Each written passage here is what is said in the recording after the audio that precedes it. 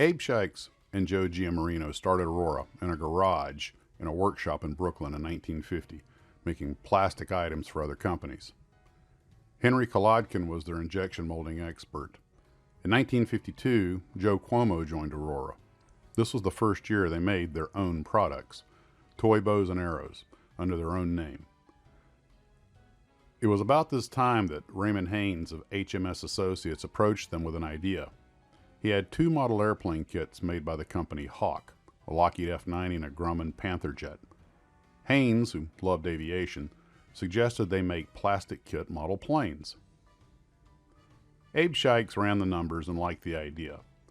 As a major shortcut, they simply copied the Hawk models with only a scant few changes. Even the box and instructions were mostly copied, but they did include a tube of somewhat hard to obtain plastic styrene glue as a bonus. They would be confronted about this by the folks from Hawk at the next hobby industry convention, but Hawk accepted that it was just business. However, they did take precautions to ensure that future kits could not be copied. For better or worse, Aurora was in the plastic kit model business. In 1953, they added to their line a series of 1/48 scale model planes molded in bright colors.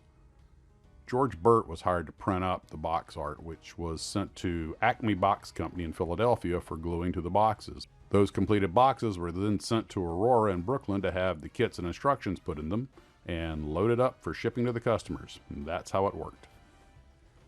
At Giammarino's insistence, Aurora always put aside 10% of its earnings to reinvest in new equipment. This allowed them to begin a line of model ships, which began with a model of the nuclear submarine Nautilus. It was a huge success and remained in their catalog until the company closed in 1977. By the end of 1953, Aurora had outgrown their little Brooklyn facility, so they moved the operation to West Hempstead in Long Island. By 1954, retailers wanted more expensive products, to which Aurora responded with a 19-inch wingspan model of the Martin B-26 Marauder medium bomber, selling for a whopping $2.59. The plastic kit industry was in growth, but was also a period of weaning out the weak. Aurora had a simple philosophy: get to market first, in volume, with a quality product at a low price. But in order to do this, they often had to sacrifice accuracy. Any new airplane or ship that came out had an Aurora model of it on the shelves probably before anybody else, even if it wasn't completely accurate. The molds and designs were often based on nothing more than some photographs that were available. Say what you like, Aurora was becoming a top-selling model company. One of the ways Aurora kept the price down was by using a standard-size box, which resulted in a wild variety of scales, but it kept the prices down, ergo, the models sold.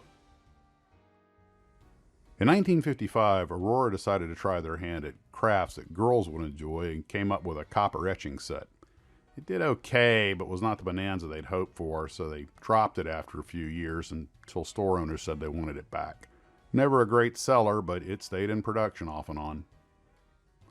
They tried a few other crafts products that failed, so they focused on models. One reason that Aurora kits had less detail than their competitors was that the patterns from which the molds were made were cut to 1:1 scale. Most companies made the pattern at a double scale or larger and then used a pantograph machine to cut the mold at a reduced scale. By doing it this way, Aurora limited the detail, but they felt that it wasn't critical in the 1950s. In the 1960s, that would not be quite so true. In 1956, Aurora issued some of the first plastic kit model tanks and other tracked vehicles complete with vinyl tracks. Some feel these were the best kits they had produced to date. They also tried something new by introducing a figurine, the Silver Knight. This was their first foray into what would become a very large part of their business, kit figurines. In 1957, Aurora even introduced a line of small-scale kits that sold for only 29 cents. They're the cheapest kits to ever be made and marketed. They also ventured into model trucks, but they were a disappointment. There was some good news with the new figurines market, beginning with an additional series of knights, as well as introducing the Guys and Gals of All Nations line of figurines. In the late 1950s, the industry was starting to shake out some of the weaker operators, and Aurora acquired the molds of some of these companies. In 1959, they tried model cars again with molds they had acquired from closing companies. These enjoyed better success, which was good because by 1960 the figurines were no longer selling well. Aurora had also diversified into toys by this point, largely by buying out other companies. By the early 60s, Aurora bought out molds from 7 different companies, including Strombeker's TT-1 and Cessna T-37 molds. Part of Aurora's success was their frugality, and I mean to the point that Abe Shikes would yell if he found the lights left on in an empty room. In fact, now might be a good time to get into the personalities of some of the 3 men who ran Aurora. The company president from 1952, Abe Shikes, was born in Russia during the days of the Tsar, but he left for America after the Bolshevik Revolution. He spoke fluent Russian, and at 5'4", his gregarious and energetic manner made him seem taller. He was a World War II veteran who'd been in the Battle of the Bulge, and although great at getting things done, he was, by all accounts I could find, an unapologetic self-promoter. He was a major stockholder in Aurora and a silent partner at first, but became president when John Cuomo came on. He was a hard-driving businessman who drove hard bargains with vendors and suppliers. In a nutshell, he was a force to be reckoned with. Initially, the president of Aurora was Joe Giammarino, a soft-spoken man who was known as Mr. Aurora. He primarily handled day-to-day operations and the company's technical issues. He insisted that the models had a good fit. In 1952, he took over operations full-time to keep the company running and handed the presidency over to Abe Shikes. Last was John Cuomo, who came on in 1952. When he came on board, he got 10% of the stock, and Shikes and Giammarino split the rest. Primarily a salesman, he was very well liked and by all accounts was an affable personality. This is probably one reason he was so good at sales and promotion. Although these 3 different personalities complemented each other in the success of the company, it also led to simmering tensions, and as we shall see, eventually that had an adverse effect in the end. In 1962, something happened that was to have a bigger impact on the company than anyone could have predicted. It sent Aurora on an entirely new trajectory. They made their first movie monsters, and it almost never happened. At the Hobby Industry Annual Convention, they showed their first monster kit, Frankenstein. They were almost laughed out of the place. But on the last day, the members could bring their families. In what could only be described as a generation gap in marketing, the attendees' kids absolutely flipped over the Frankenstein model. The calculus was rather simple. These 30-year-old properties were frequently recycled on weekend television, and the parents had no idea how popular they were with their kids. This kicked off the entire line of monsters and character kits. It was ironic that the previous figurines had floundered because Aurora had made kits of things that parents would like, but not what the kids would like. Lesson learned. The list of products that Aurora produced in the 1960s is staggering. They had acquired some molds from other companies that were simply not up to the increasing quality standards of their competitors, so they just kept them cheap. At the same time, they made new molds that were actually quite good. They did everything, and I mean everything. Ships, planes, cars, tanks, cannons, trucks, characters, monsters, spaceships, and human body parts. And this was in addition to toys, games, and especially the new slot car racing. Aurora would get into slot car racing in an enormous way. Some flopped, some soared, and some just puttered along like the model of the USS Nautilus. Aurora had always been interested in going international and had done so as soon as they could. Aurora Canada opened in 1964, and through the company Matoy, they had developed a distribution network in Britain. By making models in Canada, they could import to Britain and the Commonwealth nations without import taxes.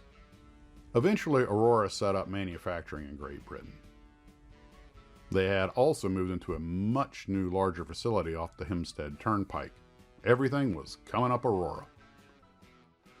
In 1966, Aurora hit a real milestone when it was listed on the New York Stock Exchange in the banner AUR. There was so much going on at Aurora in the 1960s that it really did take a book to lay it all out. The 1960s were truly the golden era of plastic kit modeling. It was a growing industry until it wasn't. In 1967, Aurora had 284 kits in its catalogs, more than any other kit maker. But then the bottom fell out of the slot car market almost as fast as it had started. In fact, there was a recession in the whole hobby industry, and the personality differences between the three men who ran the company bubbled to the surface. Abe Shikes wanted to move towards games based on the wild success Aurora had with the game Skittle Bowl. Giammarino was convinced that the success was a one-time fluke. John Cuomo was tired of dealing with Abe Shikes, and so, at age 66, he packed it in and retired. In 1968, with tension still brewing, Abe Shikes got enough support from the stockholders to oust Joe Giammarino. This flabbergasted the Aurora staff. Joe had been Mr. Aurora, but Abe Shikes' victory would be a Pyrrhic one.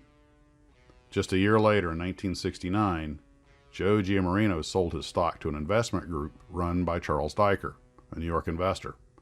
Diker almost immediately had Shikes removed as the president. They created the position of chairman of the board for him, but a year later he retired. With the massacre complete, Diker took over and everything changed. Diker, a Harvard-trained businessman, eschewed the haphazard, fly-by-the-seat-of-your-pants way the previous team had run things. He was going to structure Aurora like a modern business. Diker had been a vice president, ironically, at Revlon Cosmetics, and knew what a modern corporate structure should look like, and Aurora was not it. Diker wanted to push headlong in the toy and games business, even though he knew how ephemeral it could be. He pumped money into departments such as sales and research and development, as well as jazzing up the headquarters. But Diker needed more money and got turned down everywhere after posting a $1.5 million loss for 1970. The White Knight was Nabisco, who bought Aurora and infused badly needed cash. Here's where it gets a little weird. Aurora did sell a lot of games. In fact, only Milton Bradley sold more. Their sales skyrocketed, but they still lost money. Fiscal issues aside, Diker faced a new self-inflicted wound. In 1971, in order to separate Aurora from other model makers, they went back to their monster characters, but added some new flourishes such as torture devices. Long story short, it caused an outrage with parents. Nabisco wanted nothing to do with it. These were the same parents who bought their staple food products. The product line was dropped, and any remaining inventory was sent to Canada. Aurora plodded along with various ways to keep modelers' interest. Funny cars, nice World War I aircraft, superheroes. Some of these kits had large sales volumes, but the 1973-74 Arab fuel embargo had hit the plastic industries hard.